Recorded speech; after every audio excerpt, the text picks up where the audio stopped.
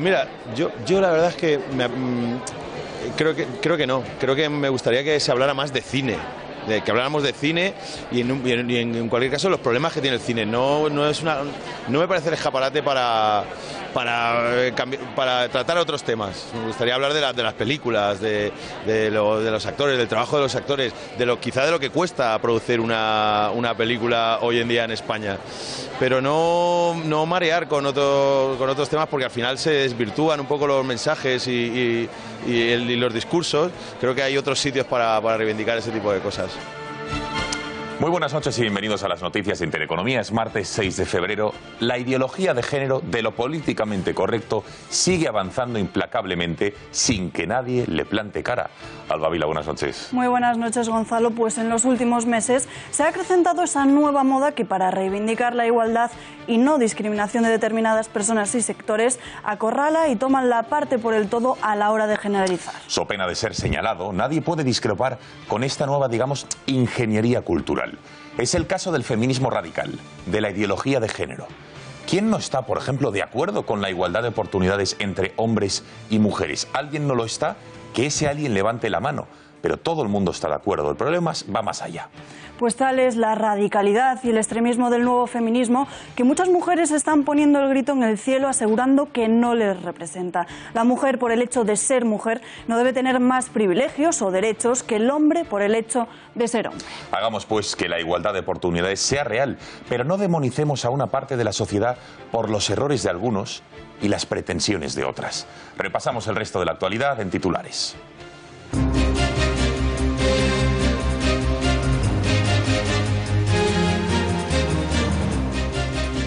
Tras el desplome de Wall Street, el IBEX 35 lidera la caída de las bolsas en Europa. La bolsa española se dejó un 2,5% y ha perdido los 10.000 puntos básicos. Las caídas en otros parques europeos vienen originados por la ola de ventas en Wall Street. Veremos el porqué de esta caída con el economista Pedro Calvo. En 2019, la línea de AVE entre Madrid y Barcelona tendrá una versión low cost, sin billete físico, con posibles combinaciones con otros medios de transporte y con conexión a Internet. EVA es el nombre de este proyecto que, según sus responsables, es la nueva línea del futuro. Los precios entre un 20 y un 25% más bajos que los de alta velocidad. Después de que España amaneciera bajo un manto blanco, hoy los termómetros bajo cero. Hielo en las calles, problemas en 1.000 kilómetros de carreteras, colegios vacíos, cortes de luz y pueblos aislados. Y en las próximas horas se van a desplomar todavía más las temperaturas, así que precaución. Aunque la nieve se disipe, el viernes puede iniciarse otro episodio de fuertes nevadas. Fallece repentinamente a los 54 años de edad Alfonso Coronel de Palma. Fue presidente del Grupo COPE entre 2006 y 2010. También presidente de la Asociación Católica de Propagandistas, iniciador de los congresos católicos y vida pública, y una excelente carrera en el área jurídica. El cohete más potente de la historia ha despegado hoy desde la misma plataforma en Florida, desde la que salieron los hombres a la Luna hace ya 50 años. Se dirige al planeta Marte y en su interior va a viajar un coche Tesla.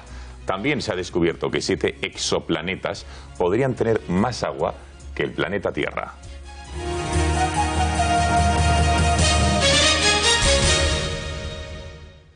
Abrimos página del desafío independentista porque mientras en Barcelona y Bruselas siguen a la suya, la justicia española sigue con pie firme haciendo que los que han participado supuestamente del golpe de Estado paguen por ello. Por tanto, el Tribunal Supremo ha vuelto a rechazar hoy que Jordi Sánchez pueda salir de la prisión preventiva. Y el magistrado del Supremo, Pablo Llarena, señala que existe riesgo de reiteración delictiva y que además en la investigación hay elementos nuevos de su participación en las movilizaciones y organización del referéndum ilegal del pasado 1 de octubre. Esta decisión de mantener al que fuera líder de la ANC en Soto del Real se produce casi 4 días después de que también se negase la salida del exconseller Joaquín Forn. Cabe recordar que Sánchez es diputado electo catalán y Forn renunció al acta hace apenas 10 días. El alto tribunal también decide mantener la disolución del Diplocat, el Consejo de Diplomacia Pública de Cataluña. Con la aplicación del artículo 155, el gobierno de Mariano Rajoy liquidó este consejo. Recientemente, un ayuntamiento catalán, conjuntamente con la Asociación Catalana de Municipios por la Independencia, habían solicitado suspender de forma automática estas medidas porque, a su juicio, iba mucho más allá de la finalidad del 155. Y atención a lo que van a escuchar. Es la declaración de un testigo en el juzgado de instrucción número 13 de Barcelona, que, como saben, es el encargado, junto al Tribunal Supremo, de investigar el mal llamado proceso por la independencia. Van a ver o escuchar la declaración de Quim Franquesa, uno de los informáticos a los que se encargó que ideara el sistema de votación para el 1 de octubre y, en concreto, el voto de catalanes en el extranjero. Lo que confirma este testigo es que tanto Puigdemont, Junqueras y Marta Rovira estaban metidos hasta el fondo en la elaboración del referéndum. Es más, se confirma que eran encargados de gestionar un proyecto destinado a emplear la criptomoneda en el voto eléctrico para el referéndum. Esto se produjo casi 2 meses antes del referéndum, pero no se llevó a cabo. Los técnicos se echaron para atrás porque no querían cometer ilegalidades. Pues me llamaron y me dijeron si podíamos desarrollar una aplicación. Bueno, de voto electrónico. Pues la persona que me llamó se identificó como Jordi, pero era Xavier Vendrell. ¿Era Xavier? Vendrell, sí. Y luego nos comentaron que, bueno, que era para el tema de... Primero lo que querían saber era si se podía aplicar el sistema de voto electrónico, y luego nos dijeron que era por el tema del referéndum del 1 de octubre. En principio sería para la gente del extranjero. En principio. Sí. Presentamos el proyecto, más o menos en la tecnología en que se basaba, bueno, si se podía hackear, si no, bueno, cómo funciona todo el sistema informático. Presentamos una documentación y unos timings. ¿En dónde lo presentaron? Bueno, tuvimos una reunión en Palau de Pedralbes. La notificación que dije a la Guardia Civil había, bueno, el señor Puigdemont, Junqueras y, bueno, y la Marta Rovira y el señor Vendrell. Bueno, y a otra gente, pero es que ya no les conocía. De la crónica sobre la formación del gobierno en Cataluña y el papel que tendrá Puigdemont tenemos la reacción del gobierno. La vicepresidenta Soraya Sáenz de Santamaría considera absurda la figura de una presidencia simbólica liderada por Puigdemont desde Bruselas. Y aquí no estamos hablando del futuro de Cataluña, de qué va a ser. No, estamos hablando de cómo Puigdemont no queda desairado. Eso es una megalomanía absurda, es una solución imposible, ridícula si no fuera porque es que con Puigdemont hemos perdido ya toda capacidad de sorpresa. Es de ridículo en ridículo hasta el ridículo final. Yo creo que esto ya está dando los últimos estertores. Esto no tiene ningún remedio para el señor Puigdemont. La única posibilidad que tiene es o cumplir con la justicia o retirarse hasta que se ha reclamado, ¿no? A ver cómo le aparcamos. ¿Están en contacto con Esquerra, con PDeCAT, con otros países partidos independentistas? No tenemos ningún contacto, entre otras cosas, porque fíjese dónde están los líderes de esos partidos, o los que lo fueron. Uno en la cárcel y otro en Bruselas fugado, y nosotros con fugados de la justicia o con encarcelados no tenemos relación. Esto decía la vicepresidenta, y por su parte los letrados del Parlamento se están tomando su tiempo para publicar el informe sobre la investidura de Puigdemont. Este documento marcaría los plazos de investidura, es decir, aclararía si el reloj echó a correr el día en que Torrent pospuso la sesión de investidura. Y no solo el calendario, sino también, atención, si el presidente fugado podría ser investido a distancia o no. No será hasta mañana miércoles cuando conozcamos este informe. Mientras los letrados deciden, Puigdemont arremete contra Pedro Sánchez y Mariano Rajoy e incluso les reta a reactivar la euroorden de detención.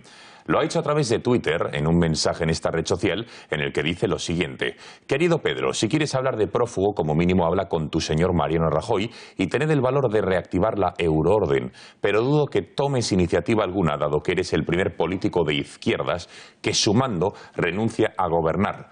Política de papel maché. Ha sido en respuesta a un tuit del líder socialista en el que reivindica la debilidad del separatismo y reclama un gobierno volcado en resolver los problemas de la ciudadanía. ¿Qué hierbas usan los independentistas para el desayuno? Con esta frase pretendidamente ingeniosa se despachaba el portavoz del Partido Popular en el Congreso contra la idea de la presidencia simbólica de Puigdemont. Es difícil hacer valoraciones de este tipo. Yo no sé esta gente qué hierbas usa para el desayuno, ¿no? Porque es que cada día no sé si se pasan con la ración de tila o la teína que se aplican demasiado a ella. Que la asistencia de fieles católicos a las misas en Cataluña está decayendo en los últimos años era sabido por todos. Hoy tenemos una prueba más de los motivos por los que está ocurriendo esta pérdida de fieles. Sin lugar a dudas es debido a la politización del clero catalán. Prueba de ello es lo que ha ocurrido en el monasterio de Montserrat, donde rezan por la vuelta del gobierno exiliado, la eliminación del artículo 155 y la liberación de los presos separatistas encarcelados.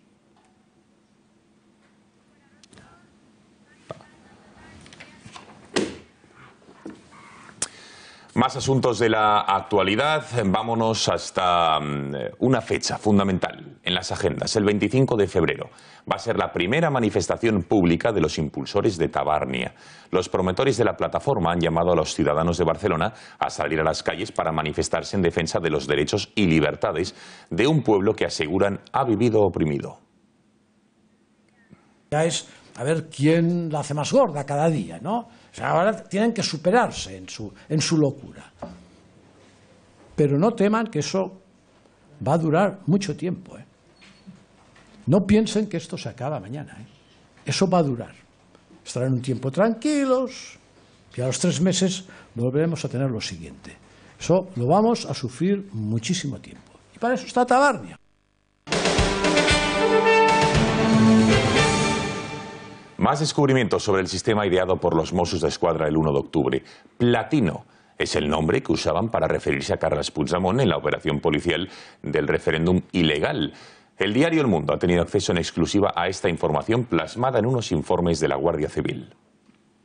Tropic 21, a ver, confirmen el 27 dónde, hacer la votación. Adelante, columna lo que puede dar mi vista unos 20 vehículos de banderín, mínimo 20 vehículos en la zona de Sant Julià, sentido Gerona, vale, recibido. Confirmen mesa donde irá Platino, colegio donde irá Platino. ¿Qué colegio es? Si ahora le confirmo al pabellón de Sant Julià de Ramis, ahora lo confirmo. Bueno, así es como se referían a Puigdemont. Otros documentos de la Guardia Civil señalan a Elsa Artadi como la principal responsable de la campaña de desprestigio internacional contra España y la que ahora suena como sustituta de Carles Puigdemont, incluso en una futura presidencia de la Generalitat, si finalmente este no consigue ser reinvestido. Para analizar lo que está ocurriendo con el mal llamado proceso y, sobre todo, para tener más claves de esta noticia que hoy publica OK Diario sobre Elsa Artadi, mano derecha de Puigdemont, tenemos conexión con Carlos Cuesta de OK Diario. Carlos, buenas noches. Muy buenas, ¿qué tal? Bueno, ¿quién es Elsa Artadi? Una mujer de la que todo el mundo habla ahora hasta el punto de que muchos la sitúan como una posible sustituta de Puigdemont al frente de la Generalitat si finalmente no consigue ser investido. Bueno, Elsa Artadi es una de las personas clave en toda esta historia. Formaba parte de eso que denominan el Comité Estratégico. ¿Qué es el Comité Estratégico? Una especie de cuartel general que se encargaba de lanzar todo el golpismo. O sea, todo el diseño del golpe separatista, la construcción de la seguridad social, la construcción de la hacienda catalana, la construcción y utilización de Diplocat, lo que llamaban ellos Diplocat, que eran las embajadas catalanas en el exterior. Todo eso había una persona encargada de supervisarlo. Una persona que en estos momentos está en la calle, pero esa persona está grabada directamente en conversaciones por la Guardia Civil. Aparecen documentos por todas partes, aparecen intercambios de correos, impulsados directamente los correos por ella, en la cual se ve que formaba parte del eje de lanzamiento y sobre todo de supervisión personal y directa de Carles Puigdemont. Era la persona de confianza de Carles Puigdemont para garantizarse que tenía todo en el momento preciso. ¿Cuál era el momento preciso? El 1 de octubre. Es decir, la persona encargada de supervisar que toda la estructura golpista iba a funcionar. Bueno, esta persona ahora directamente, lo que se le ha cazado y lo publicábamos en OK Diario, era que era la persona que estuvo coordinando directamente cómo lanzar los mensajes clave para dar en toda Europa la sensación de que Cataluña tenía que ser independiente, que Cataluña iba a ser una unidad económica ultra boyante, maravillosa, que no había ningún riesgo en fraccionar un país como España, y lo estaban haciendo utilizando el dinero público de todos los españoles. La persona que lo coordinaba, Elsa Artadi, y está en la calle. Carlos, Artadi, ¿tiene opciones reales? ¿Está sonando para sustituir a Carles Puigdemont en el supuesto de que finalmente, o cuando se dé cuenta de que no puede ser investido presidente de la Generalitat? ¿Hasta qué punto son reales esta rumorología sobre las posibilidades que tiene Artadi de ser presidenta de la Generalitat? Esas opciones son reales y sobre todo lo que están es impulsadas directamente por Carles Puigdemont. Carles Puigdemont tiene dos personas en estos momentos de confianza impulsadas directamente por él, y ahora explico además con qué antecedente. Estas personas son Elsa Artadi, es la mujer de confianza suya, era la persona que le hacía todos los encargos de supervisión, y otra persona que se llama Eduard Pujol, es un periodista. Las dos personas son los elegidos directos por él. ¿Cuál es el problema que puede tener Elsa Artadi? Bueno, Elsa Artadi, sus antecedentes, que por eso yo creo que es importante saberlo, son directamente Mas-Colell y aparte de Mas-Colell, Artur Mas. Es decir, son sus dos grandes defensores en estos momentos, incluido Puigdemont. ¿Cuál es el problema que puede tener Sartadi? Bueno, el problema que puede tener es que directamente es tan absolutamente fiel a Puigdemont que despierta todo tipo de escepticismo dentro de la Esquerra Republicana de Cataluña. Es decir, son los de Esquerra los que realmente no la quieren. ¿Por qué? Porque es en esencia pura y dura Artur Mas. Artur Mas es el que elige a Puigdemont y Puigdemont es el que la elige a ella como sucesora. El problema no está en lo que quiera Puigdemont. Puigdemont estaría encantado de sentarla como presidenta de la Generalitat y todos los españoles tendríamos un problema colosal. El problema aquí viene realmente en que es Esquerra la que quiere colocar a otra persona que sea, por decirlo de alguna manera, más capaz de jugar con los dos partidos y no tan absolutamente hooligan con Junts per Cat y con la parte más separatista de estos radicales independentistas. Para que nos hagamos una idea, esta persona no es una persona como puede ser el propio Puigdemont. Es decir, estamos hablando del Sartadi, que es una persona que es doctora en Harvard. Es decir, estamos hablando de una persona que tiene otra formación. Es de hecho ella la responsable de haber ideado todo el programa por el cual este señor se ha fugado, se ha escondido en Bélgica. El país está perfectamente elegido, tienen allí una especie de dualidad judicial que tú puedes elegir. Ellos han elegido al juez flamenco, de esa manera saben que tenían una corriente mucho más separatista. La persona encargada de idear con conocimientos jurídicos, con conocimientos electorales, con conocimientos políticos y con conocimientos económicos todo este plan se llama Elsa Artadi. Ha sido una comandante en jefe literalmente del golpe, miembro del comité estratégico identificado por la Guardia Civil como la cabeza, como el Sanedrín absoluto desde el que salían todas las ideas golpistas. Y esta es la persona que puede llegar. Si llega a ella, repetiremos sin lugar a dudas toda la escena que hemos visto y posiblemente además de forma mucho más astuta. No tan visible, no tan atacable desde el punto de vista judicial, sino con eso que ya se denomina internamente como el golpe blando. Y Carlos, sobre el procés, ¿qué crees que está haciendo Puigdemont con la propuesta de presidencia simbólica? ¿Ganar tiempo, intentar no dar la imagen de derrota ante los suyas? Lo digo porque creo que hasta él tiene bastante claro que no va a poder ser investido. Vamos a ver, yo creo que en estos momentos, y esto sí que ya es información de la que están barajando las fuerzas policiales y la Guardia Civil, él tiene en estos momentos un problema. Él quiere ser presidente, pero él no está dispuesto a correr el riesgo, por ejemplo, que ha corrido Oriol Junqueras de acabar en prisión. ¿Dónde quiere estar él? Él quiere estar en una buena casa, en la de Waterloo. Si puede estarlo en Barcelona, perfecto, pero él no está dispuesto a pasar por prisión. Es decir, el problema que está teniendo en estos momentos Junts per Cat, y esa es una de las bazas que hablan de hecho a favor de Elsa Artadi y de las posibilidades que puede tener Elsa Artadi. El problema que se está encontrando el propio partido es que este señor es muy cobarde. Es decir, Carles Puigdemont es un auténtico cobarde. Él quiere ser presidente de la Generalitat, pero quiere serlo sin correr los riesgos de prisión. Claro, esto en Esquerra obviamente despierta no celos, no escepticismo, ¿no? Lo que despierta es un enfado colosal, porque una persona como Oriol Junqueras, bueno, pues está en estos momentos en Extremera. Algunos de sus máximos colaboradores están en Extremera, pero sin embargo este señor está haciendo campaña libremente, utilizando medios, por ejemplo, como TV3, y lo está haciendo directamente basándose en que es un prófugo de la justicia. ¿Qué es lo que quiere él? Él quiere estar sin estar. Él quiere ser presidente sin correr el riesgo de la justicia. Él estaría encantado en estos momentos de quedarse en Bruselas, viviendo en Waterloo, en una casa maravillosa, pagada con sabe Dios qué dinero, porque desde luego esto muy legal no debe ser, y de hecho ya lo está investigando la Guardia Civil, y seguir como presidente simbólico. Apareces y no estás. No corres el riesgo de prisión, pero sigues siendo presidente en el exilio. Un exilio inventado, claro. Carlos, una última cuestión, brevemente. Anoche tuvimos en el Gato al Agua a un Mossos d'Esquadra que de alguna manera no quiso revelar su identidad, evidentemente por miedo a represalias. Una auténtica pena, pero que sí que nos confesó que no ha notado nada en el funcionamiento y en las órdenes que se dan de tinte ideológico en los Mossos d'Esquadra desde que se aplicó el artículo 155, es decir, desde finales de octubre, comienzos de noviembre. ¿Esto a qué le achacas? Es un fracaso en toda regla del gobierno, ¿no? Que no haya habido cambio. Claro, Claro, efectivamente, vamos a ver, ahí hay una cuestión que es muy importante, lo que están reclamando estos mozos, que lo publicábamos en OK Diario, es la apertura de eso que ellos llaman la ley pasarela. La ley pasarela está pendiente simplemente de desarrollo reglamentario. ¿Cuál es el problema al que se enfrenta el gobierno? Si tú realmente a estos mozos, que están en estos momentos, los mozos leales con la Constitución, los mozos que hacen lo que tienen que hacer, que es cumplir la ley, en estos momentos les abres la puerta para que se marchen, el problema con el que te puedes encontrar en el cuerpo de los mozos es que exclusivamente se quedan los de corriente separatista. Y a partir de ese momento el gobierno tendría que pasar a otra cuestión. Yo aquí no le echo la culpa al ministro de Interior por una cosa muy sencilla. Es decir, estamos hablando de que realmente la situación de los mozos tienen identificados 3.500, 4.000 mozos de tendencia claramente separatista. Es decir, es un cuerpo fabricado para ser ideologizado. No es un cuerpo policial normal, vamos a dejarnos de historias. Y ese cuerpo está contagiado hasta las cachas. ¿Cuál es el problema al que se enfrenta en estos momentos el gobierno? Si tú de veras quieres arreglar eso, lo que tienes que asumir es que posiblemente la competencia de seguridad, es decir, las policías autonómicas tienen que ser revisadas. Es decir, muy posiblemente no tendrías que meter en la batidora legislativa exclusivamente el tema catalán. Tendrías que meter el tema vasco, tendrías que meter el tema navarro, posiblemente, porque si haces una ley, la tienes que hacer para todos. ¿Cuál es el problema en el que estamos entrando? El de siempre. El problema de que posiblemente hay que empezar a revisar determinadas competencias de las comunidades autónomas. ¿En eso se va a meter este gobierno? De ninguna de las maneras. Tiene una estructura legislativa en el Congreso que le hace depender, por ejemplo, para sacar los presupuestos, ¿de quién? Pues de PNV. Entonces, ¿se va a meter en ese follón? No se va a meter. Si decide entrar al 100% dentro de lo que está ocurriendo en los mozos y su ideologización, tiene que entrar de verdad a revisar el tema de las competencias y posiblemente sí tocar la competencia de seguridad como para no tocar la competencia educativa. Entonces, el problema en el que se ve en estos momentos el gobierno es que se ve atrapado en que harían falta reformas más potentes. Queda clarísimo. Carlos Cuesta, gracias por haber entrado en este informativo. Buenas noches. Un abrazo.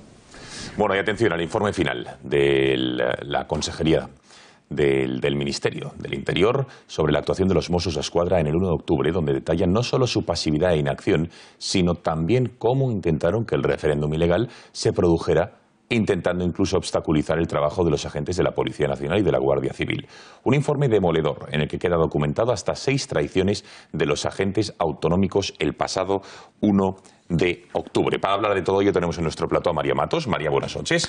Buenas noches. ¿Cuáles son esas 6 traiciones que habrían cometido, según la Secretaría de Estado del Interior, los Mossos d'Esquadra? Pues hemos visto agentes como chivatos, cifras falseadas, altercados y hasta un mozo de paisano mientras linchaban a pedradas a la Guardia Civil. Estas son algunas de las pruebas sobre esa traición de la Policía Autonómica Catalana frente al resto de los cuerpos de seguridad, como decís, el 1 de octubre. En primer lugar, los mossos manipularon los datos de las actuaciones durante los días previos para fingir la contundencia frente al referéndum. Dijeron que gracias a sus dispositivos 300 centros no abrieron sus puertas el 1 de octubre, algo que Interior desmiente. Y vamos a ver más mentiras. Esta vez también durante el 1 de octubre los mossos aseguraron que gracias a su trabajo se evitó el voto en 100 colegios electorales. Mintieron, porque según un documento, el Govern de la Generalitat ofreció resultados de la votación en esas localidades. O la Generalitat o los mossos han mentido. Y por otro lado, la Guardia Civil tenía agentes de paisano para conocer de primera mano lo que ocurría en los colegios. Fueron testigos de la actitud pasiva de los mossos y también hasta de agresiones a los agentes actuantes. Para intentar demostrar su efectividad, durante el 1 de octubre, los Mossos d'Esquadra presentaron urnas supuestamente confiscadas, pero después se demostró que los agentes no las decomisaron, sino que las llamaron a comisaría cuando acabó el recuento ilegal de los votos. También hubo mossos de paisano, pero esta vez para controlar los movimientos de la Policía Nacional y así alertar a los organizadores en los colegios. Y por último, los Mossos d'Esquadra requirieron la asistencia de la policía para reforzar su presencia. Al llegar, en alguno de esos puntos no había dotaciones de mossos, así que un total de 6 delitos, de 6 desplantes, de 6 insultos que aparecen reflejados en ese informe de la Secretaría de Estado. Pues queda clarísimo, demoledor sin duda. María Matos, gracias, buenas noches. Para analizar este informe tenemos conexión con el policía y portavoz del SUB de la UFP. Disculpen, Serafín Giraldo. Señor Giraldo, buenas noches. Hola, muy buenas noches. Bueno, de estas 6 traiciones que acabamos de ver, ¿cuál le parece, digamos, más grave? Mire, desde un punto de vista policial, y es como debo responderle, lo más grave que está pasando en los Mossos d'Esquadra son dos cosas. En primer lugar, la politización de una policía de una comunidad autónoma que sirve, en principio, y eso parece indicar, al menos sus mandos, a unos intereses políticos. Y en segundo lugar, también me parece grave, no, gravísimo, que se esté persiguiendo, que se esté coaccionando a determinados funcionarios de este cuerpo, a policías de Mossos d'Esquadra, que no quieren participar en esta politización, es decir, que tratan de cumplir eficazmente con su trabajo y están siendo, así me consta, perseguidos. Hay una actuación de los Mossos que parece especialmente grave, la de la delación. Concretamente, cuando los Mossos, el 1 de octubre, dijeron a todo el territorio: informen de los movimientos de la policía y de la Guardia Civil. Esto directamente es traición, ¿no? Efectivamente, y esto además se está investigando por parte de 7 juzgados en Cataluña. No solo es traición delatar la posición de las fuerzas y cuerpos de seguridad del Estado, sino además, lo más grave también, es dejarlas abandonadas un poco a su suerte en el 1 de octubre. Ellos tenían que haber entrado, según se había dispuesto, según el plan que existía, según el plan específico para evitar esa votación ilegal, tenían que estar en los colegios electorales a las 6 de la mañana para evitar las escenas que se produjeron. Si hubiesen cumplido con su función, posiblemente no estaríamos hablando pues de ese tipo de escenas que vimos en televisión. Bueno, dijo el pasado jueves el coronel Pérez de los Cobos que el 1 de octubre, aunque un Mosso d'Esquadra hubiera querido votar, no hubiera podido. Tan grave fue esa deslealtad.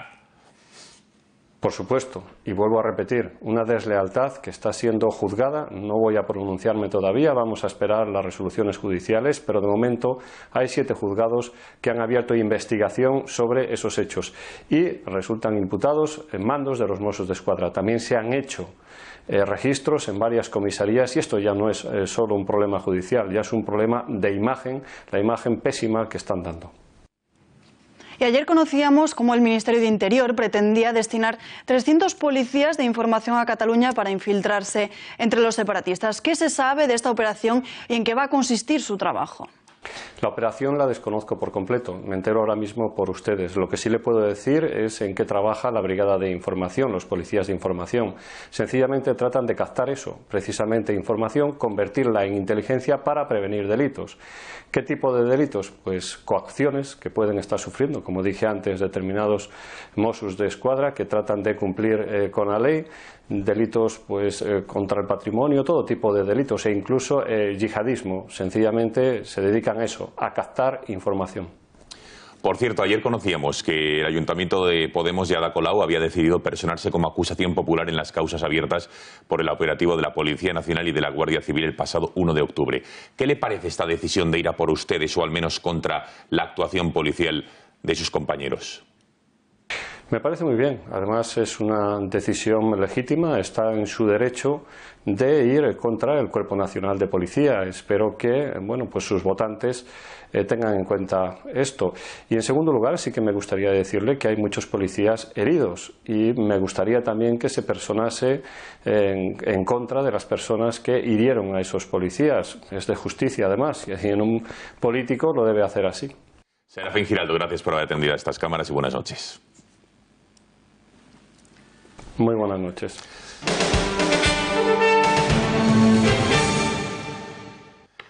Más polémicas. Nos vamos hasta Zaragoza. El ayuntamiento de esa localidad incita al consumo de drogas. Un folleto impulsado por el consistorio, regido por Podemos, hace una defensa de este tipo de sustancias. Piden su legalización y llegan sorprendentemente a poner al mismo nivel la cocaína y el paracetamol. Es un documento de 32 páginas que dice literalmente: en ningún momento de la historia ni en ningún lugar del mundo ha existido una comunidad humana que no haya utilizado sustancias psicoactivas. Hoy las seguimos usando cotidianamente. Todas las personas sin excepción: alcohol, tabaco, cannabis, paracetamol, cocaína, anfetaminas, café, cacao, etcétera. Para hablar de todo ello tenemos conexión con Jorge Azcón, portavoz del PP en el Ayuntamiento de Zaragoza. Señor Azcón, buenas noches. Bueno, parece que tenemos problemas en esta conexión con Jorge Azcón. Vamos a seguir analizando la actualidad. Nos vamos hasta Nos vamos a hablar de Luis de Guindos, porque se complican las posibilidades del actual ministro de Economía de nuestro país de ser vicepresidente del Banco Central Europeo. Los motivos de la negativa del Partido Socialista, que es quien se ha negado a apoyar al actual ministro de Economía para este puesto, pues el primero y más importante es que Luis de Guindos no es mujer. Así lo aseguraba el portavoz del PSOE, Óscar Puente, que añadía que además debe tener un perfil técnico y no político. Puente ha expresado su respaldo al Gobierno para que España se haga con el puesto en el Consejo del Gobierno del Banco Central Europeo, pero ha puntualizado que este apoyo no es incondicional al ser ineludible que sea una mujer con un perfil técnico. El portavoz de la Ejecutiva ha asegurado que es absolutamente inexcusable que, habiendo como hay muchas mujeres en este país muy preparadas para el cargo, no se opte por una candidatura femenina. Se habla y se critica mucho la imagen de la mujer en el mundo de la publicidad y la moda. Sin embargo, poco se habla de la figura del papel y de cómo se muestran a los hombres. María Jamardo, nuestra compañera, ha venido desmontando cómo cada vez más el género masculino también aparece muy ligero de ropa, con modelos francamente atractivos, guapos y cuerpos de gimnasio, Alba. Así es, vamos a ver una serie de anuncios donde se muestra esto. Fíjense en este primero, es la publicidad de una fragancia masculina, concretamente Invictus de Paco Rabanne. Su imagen, un hombre joven y atractivo que aparece con el torso completamente desnudo. No es el único de ellos, veamos también otro más, también de Paco Rabanne. Muchas feministas critican que la mujer aparezca como un objeto sexual para el hombre. Pues en este anuncio aparece totalmente al revés. El hombre se muestra como un objeto de deseo para el público femenino. Francisco Enríquez es el protagonista y va desnudándose según transcurre el anuncio, con decenas de mujeres mirándole. Una imagen dominante. O este otro, de Dolce & Gabbana. No solo aparece una mujer rubia atractiva en bikini, también el hombre que aparece únicamente vestido con un bañador corto y apretado. O también el ídolo futbolista para muchos que se despelota en un anuncio. Cristiano Ronaldo en una habitación de hotel únicamente con unos calzoncillos mientras la doncella de la limpieza lo observa. Como vemos, a pesar de que no haya críticas, también los hombres son usados por la publicidad como reclamo para el sexo contrario. Gonzalo. Bueno, enseguida hablaremos con la autora de estas interesantes reflexiones, María Jamardo. Estamos intentando mantener esa conexión vía Skype, pero vamos a seguir analizando más asuntos de la actualidad. Ahora, en este caso, María Jamardo, creo que ya tenemos esta conexión. Muy buenas noches. Buenas noches, Gonzalo. Bueno, vamos a ver, para que quede claro, María, tú eres mujer, trabajadora, madre, con lo que trabajas, mantienes a tu hijo, a tus hijos, colaboras en las tareas del hogar, etcétera, sin ningún tipo de problema, ¿no? Y debería haberlo, pero tampoco es nada excepcional. Quiero decir que como yo hay miles de mujeres y de hombres que contribuyen, ¿no?, en las tareas de fuera del hogar y en las tareas dentro del hogar. Entonces, María, ¿qué es lo que crees que está pasando en las últimas semanas, en los últimos meses? Porque se está hablando de un feminismo. Voy a preguntarte si eres feminista, pero la pregunta es, ¿quién no es feminista? ¿Quién no quiere la igualdad real de oportunidades entre hombres y mujeres a la hora de tener un trabajo, a la hora de la equiparación salarial? Desde luego hay que acabar con todas estas injusticias, pero ¿por qué ahora se está hablando de todo esto como si la gente aquí no fuese feminista? Bueno, porque yo creo que se ha pervertido el término feminismo. Digamos que la izquierda ha encontrado ahí un nicho ideológico, ¿no?, para justificar, el adoctrinamiento en una serie de ideas que no tienen nada que ver con el feminismo real, el que todos defendemos, la igualdad de oportunidades y la igualdad ante la ley, que es la que tenemos que exigir, por supuesto, como ciudadanos y como individuos, unos respecto de otros.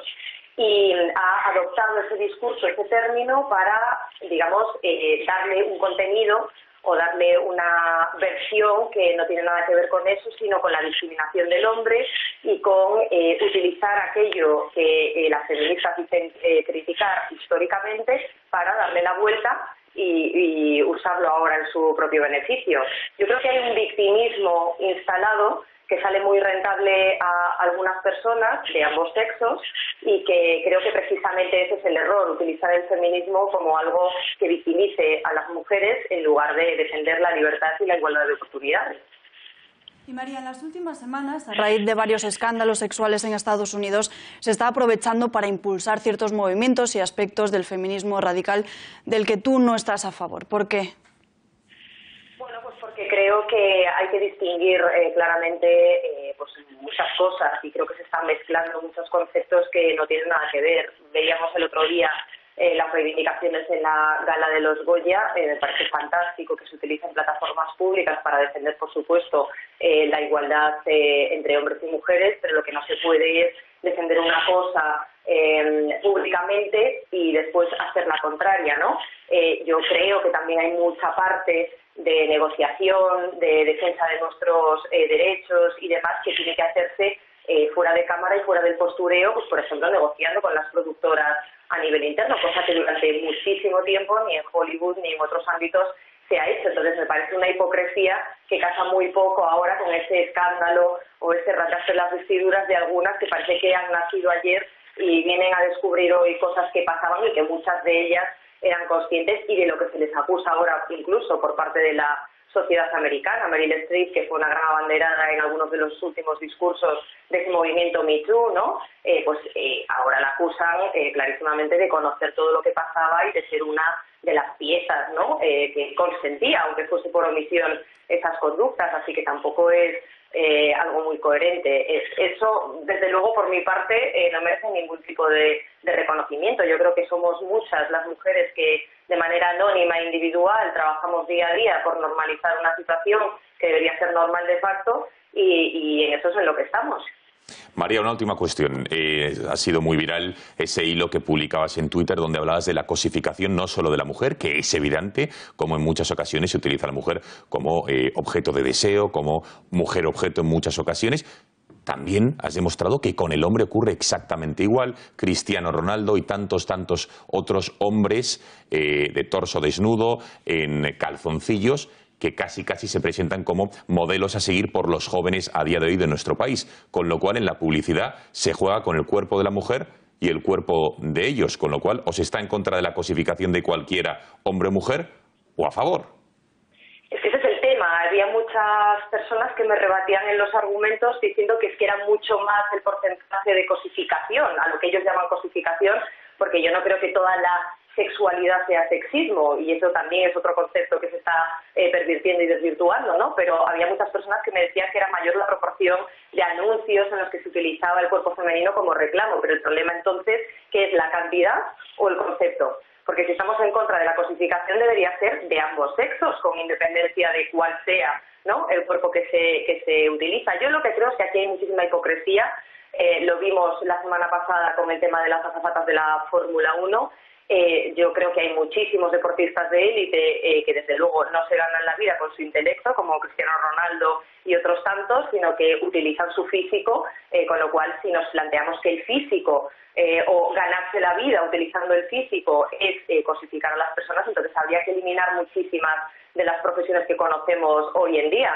Lo que no encuentro es ningún ejemplo de hombres a los que les moleste que otros hombres se ganen la vida con su físico, y en cambio hay muchas mujeres que intentan liberar, no sé muy bien de qué, a otras mujeres que se ganan la vida con su físico libre y voluntariamente. Por supuesto, siempre estamos hablando en esos términos. Queda clarísimo. María, gracias por tu testimonio. Buenas noches. Nos vemos el jueves en El Gato. Adiós. Sí, gracias. Bueno, más asuntos. Vamos a hablar ahora de alimentación, como les decía hace unos minutos. ¿Por qué? Porque exactamente en 3 años nuestra alimentación, la nuestra, la suya, se va a ver mejorada. Eso es lo que dicen algunos de los expertos. De aquí a 2020 se espera que lo que comemos sea de mayor calidad, y para ello se ha acordado un plan que pretende reducir ingredientes como el azúcar o la sal en más de 3.000 productos. Así es. ¿Cuál es esa nueva reforma que se quiere hacer? María Matos, buenas noches. Buenas noches. Pues se trata de un plan de colaboración para la mejora de la composición de alimentos y de las bebidas en España. Es una especie de compromiso de las asociaciones del sector con el Ministerio de Sanidad. Esto quiere decir que va a haber un gran cambio en la cesta de la compra. Ahora lo vamos a ver, es decir, un gran cambio en lo que compramos cuando vamos nosotros al supermercado, ya que va a afectar a un total de 3.500 productos que compramos en nuestro día a día. Una reforma que ha sido firmada por 500 empresas y por otras 20 asociaciones del primer sector industrial, el de la alimentación y de las bebidas, que al año factura más de 96.000 millones y que exporta más de 27.000 millones. Como resultado, obtendremos productos más saludables en nuestro supermercado, aunque no solo en el súper, sino también, ahora lo vamos a ver, pues en los restaurantes, en los colegios, en los comedores de esos hospitales, de los colegios y hasta también en las máquinas vending. Vamos a encontrar productos muchísimos más sanos gracias a lo que ahora mismo les vamos a contar. ¿Cómo pretenden conseguirlo? Pues, por ejemplo, en el supermercado nos encontramos con productos que van a llevar menos de un 10% de azúcar y de grasa, como son los lácteos, los zumos, los refrescos, las carnes, los cereales, el pan envasado, los helados, la bollería industrial y salsas como, por ejemplo, pues mayonesa o ketchup. Y no le van a poner...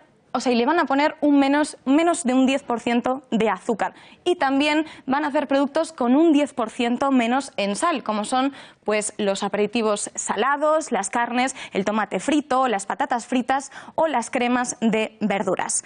En los bares y en los restaurantes también vamos a notar esta remodelación. Por ejemplo, los sobres monodosis que utilizamos pues para tomar un café o a echar la sal en la comida van a llevar los de azúcar un 50% y los de sal se van a reducir en un 33%. Y también se han comprometido a, como les decíamos, a que en los comedores, en los colegios y de los hospitales se cocine con menos azúcar, con menos grasa y con menos sal para que todo sea pues más saludable.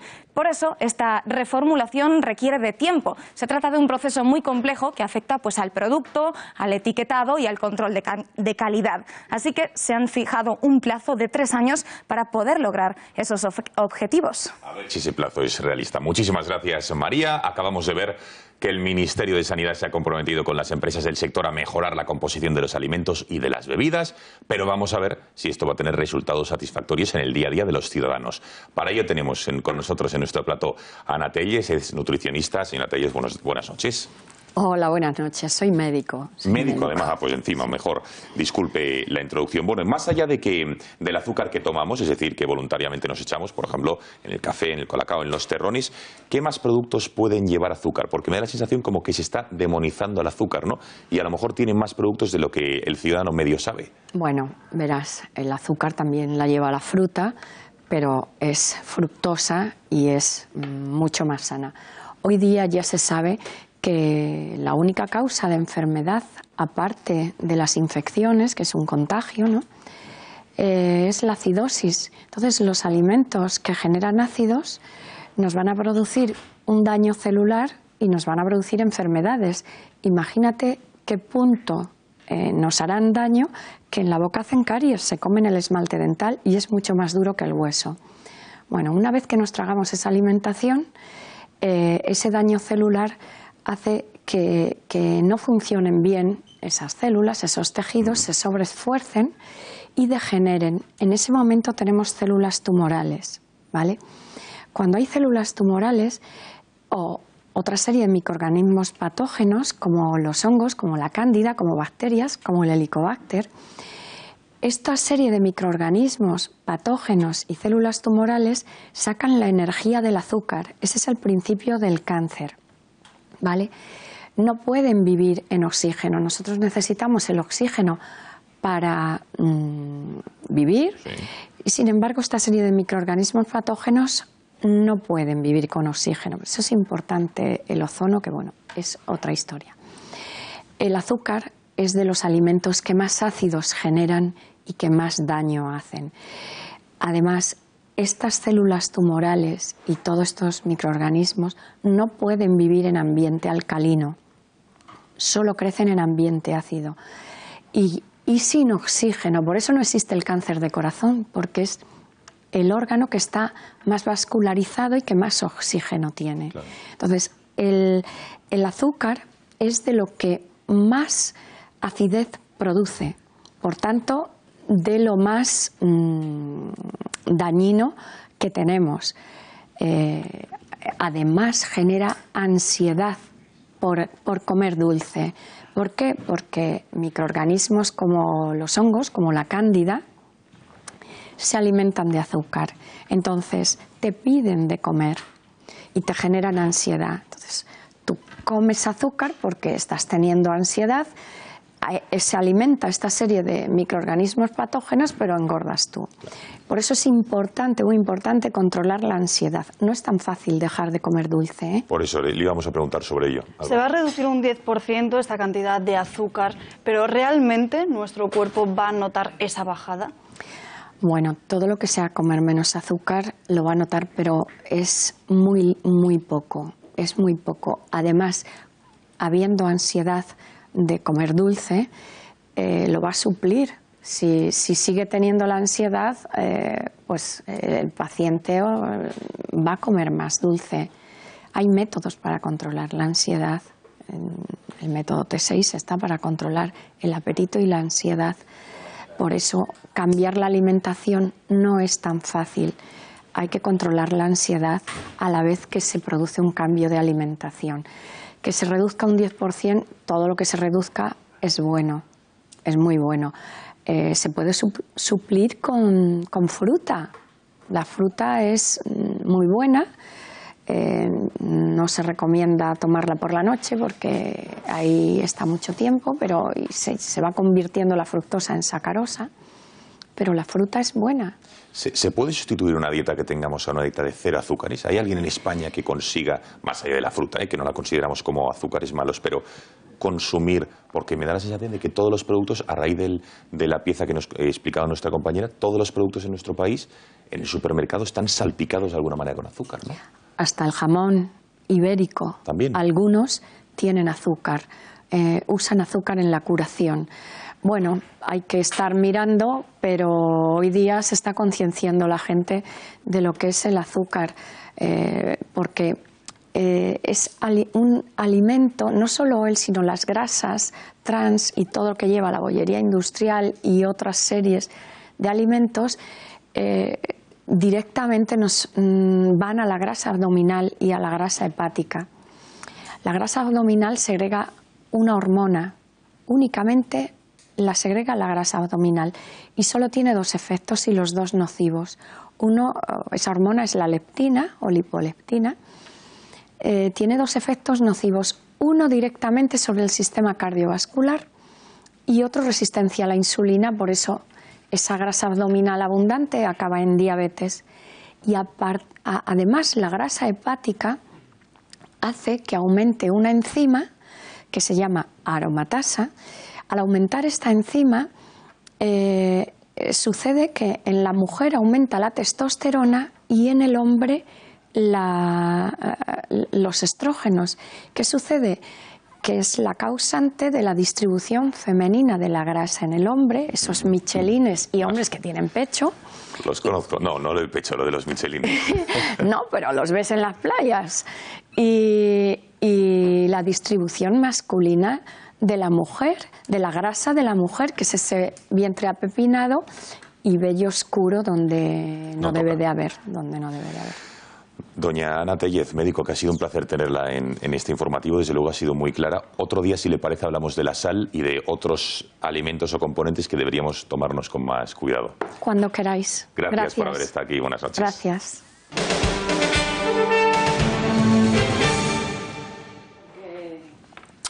¿Cómo se ha tratado la historia de España en las series y en las películas de nuestro país? Está muy de moda a día de hoy, como todos saben ustedes, una serie que se llama La Peste, en la que se analiza lo que ocurrió en un determinado periodo de nuestro país. Son varios artículos que últimamente están, de alguna manera, desmontando y dejando al desnudo esta serie por algunas incorrecciones históricas que, una vez más, sufre intencionadamente el cine español. Vean. El estreno de la serie La Peste ha dejado perplejos a varios historiadores. María Roca Barea ha sido la última en comentar las, entre comillas, imprecisiones de la nueva serie de Alberto Rodríguez. Esto es lo que dice la historiadora. Tengo más de 10 páginas de disparates que no hay espacio para comentar. No es para menos, ya que parece que los errores históricos están hechos adrede para destrozar la reputación de España. El problema no es ese, sino que parece que esta es la tónica que impera en el género histórico en nuestro país. Lo vimos con Oro, la película de José Coronado que narra las conquistas de López de Aguirre y Núñez de Balboa y que contaba con absolutamente todos los mitos de la leyenda negra. Hombres sin entrañas, violaciones a las indígenas, críticas al clero, la película se empeña en dejar nuestra historia a la altura del betún, algo que también ocurre en los últimos de Filipinas. Localizaciones perfectas, vestuario de 10 y ambientación sin pegas en una película que convierte a los soldados que no dudaron en sacrificar sus vidas en auténticos cobardes y en el que se ataca otra vez el sentimiento patriótico. Sin embargo, existe una excepción en el cine español, y es que la capacidad de la izquierda para construir leyendas es realmente admirable. El ejemplo perfecto, el caso de las 13 rosas. Solo un dato, en la película consideran a las mujeres fusiladas en 1939 como socialistas cuando en realidad eran comunistas acusadas de terrorismo. La falta de rigor histórico llega hasta Cuéntame. El pequeño de los Alcántara establece una relación de profunda amistad con Coro, un personaje inspirado en la terrorista Dolores González Cataraín, alias Yoyes, la primera mujer dirigente de ETA y a la que Carlitos llora después de que sus compañeros la asesinaran por traición. Y para hablar de todo ello, una vez más, contamos en nuestro plató con la presencia de Iván Vélez, autor, entre otros libros, de La leyenda negra. Iván, buenas noches. Buenas noches. Gracias por estar con nosotros en el informativo.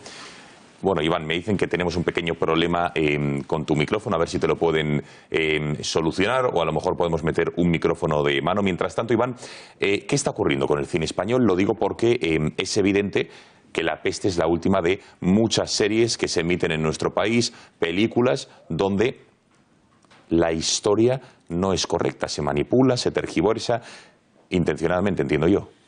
Pues está ocurriendo algo muy curioso, y es que la calidad, es decir, las ambientaciones, yo he visto hace poco La peste y la verdad que las ambientaciones son excelentes, es una recreación de Sevilla bastante fiel, pero claro, el trasfondo que vemos, ideológico si se quiere, pues recae, digamos, en los lugares comunes de la leyenda negra. Por ejemplo, en La peste, pues digamos que los buenos, por simplificar, serían los herejes, desde el punto de vista católico, los protestantes. La cultura sería un bien muy escaso, un bien además en manos de un colectivo vinculado a este protestantismo, y en definitiva pues se da una imagen muy, a mi juicio, distorsionada. Por ejemplo, el asunto de América, pues como una especie de huida de pillos. En absoluto fue así, era una cosa, no era tan fácil, no era como comprar un billete de AVE, ¿verdad? Era verdaderamente, necesitabas una serie de acreditaciones. Esto por lo que respecta a La peste. Oro, pues yo de Oro he salvado en alguna recensión que he hecho sobre la película algunos aspectos, pero reconozco que, por ejemplo, la propia palabra oro pues ya predispone a una o parece orientar al espectador a ver una serie de cosas que en realidad aparecen, aunque ciertamente un poquito más matizadas que en otros casos. Los últimos de Filipinas, pues también podríamos decir que parece que estaban obligados a decir que España es una mierda, claro, me parece que textualmente así lo dicen. El episodio del clérigo piómano, en fin, hay una serie de cosas que entiendo que no tienen ningún sentido más allá pues de dar una de cal y una de arena para un consumo interno de nacionales, digamos, de compatriotas muy aquejados del virus negro legendario, pero también, puesto que son producciones importantes, sobre todo la de La peste y Oro, pues para satisfacer otros mercados. ¿Y por qué se tergiversa la historia? ¿Hay algún tipo de interés detrás? ¿Quién está detrás de estas decisiones de cambiar y contarlo de forma diferente? Pues está, la parte de los intereses comerciales que puede haber, está pues el hecho de que gran parte de los españoles la tienen perfectamente asumida. El problema de la leyenda negra no es el hecho de que haya una propaganda exterior, que la ha habido históricamente, sino que se ha asumido, ha llegado incluso al ámbito académico, y hay una especie de masoquismo en intentar ahondar y buscar los puntos más escabrosos de una sociedad política, que todos las tienen, Quiero decir que en fin, cuando en La peste hablan o sea, sale la escena obligada del auto de fe, pues hombre, en cuanto a hogueras creo que nos sacaron una amplísima ventaja a los demás países europeos, pero bueno, pues es una especie de masoquismo. Iván Vélez, me encantaría, yo me comprometo que tenemos que hacer un programa ad hoc sobre este asunto porque me parece francamente interesante, así que le emplazaremos, si le parece bien, porque es usted uno de nuestros historiadores de cabecera sobre este asunto. Gracias y buenas noches. Emplazado quedó, gracias. Gracias, hasta otra.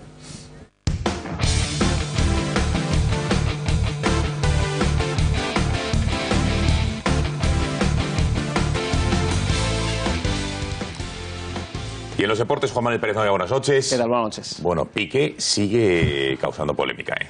Sí, no puede evitar ser siempre noticia. Bueno, Piqué, por cierto, está lesionado, ya lo dijimos ayer, no podrá jugar ante el Valencia, de hecho lo confirmó su propio abuelo en Onda Cero. Seguramente le sustituirá Yerry Mina. Pero hoy es noticia además por lo que dijo en su momento sobre el Español. Así hablaba Piqué sobre el Español, supuestamente de Tabarnia, hace unos días. Son de Cornellá, y lo dije el otro día, y con eso yo lo que me refería que cada vez están más desarraigados de Barcelona. Tienen un propietario chino y todos sus consejeros creo que son chinos. Y ahora no hace falta que se gasten tampoco dinero en todos los periódicos de Cataluña diciendo que son de China, de España, de Italia y de Tabarnia. Al final son de lo que son. Bueno, decía que Tabarnia, Italia, China, España... Bueno, pues así le ha contestado Jaume Vives, uno de los portavoces de Tabarnia, de ese movimiento y de Resistencia Catalana. Agradecer públicamente a Gerard P. Bernabéu que haya reconocido Tabarnia y que la haya puesto al nivel de las grandes potencias mundiales. Es un honor que los ideólogos del nacionalismo empiecen a reconocer Tabarnia y eso es algo que nos llena de orgullo y satisfacción. Esa sorna al hablar de Gerard Bernabéu. Por cierto, en el Real Madrid, Gonzalo Alba, muy rápidamente, Carvajal no podrá jugar ante el Paris Saint-Germain. La UEFA no le retira esa sanción, esa amarilla que le impedía jugar esa eliminatoria trascendental para el Real Madrid de octavos de final. ¿Vuelve la Champions? ¿Cuándo? Vuelve la Champions. El Real Madrid juega primero el próximo 14 de febrero, Día de los Enamorados. ¿Qué día es? El miércoles 14 de febrero, Día de los Enamorados, juega el Real Madrid contra el Paris Saint-Germain. Me gusta que celebre estas efemérides. Gracias, Juanma. Buenas noches. Alba, nos vamos. Nos vamos, volvemos mañana con más información a las 8:30, pero no olviden suscribirse en boletín.gaceta.es para recibir todas las noticias más importantes del día. Gracias por su confianza. Nos vemos mañana a las 8:30. Adiós.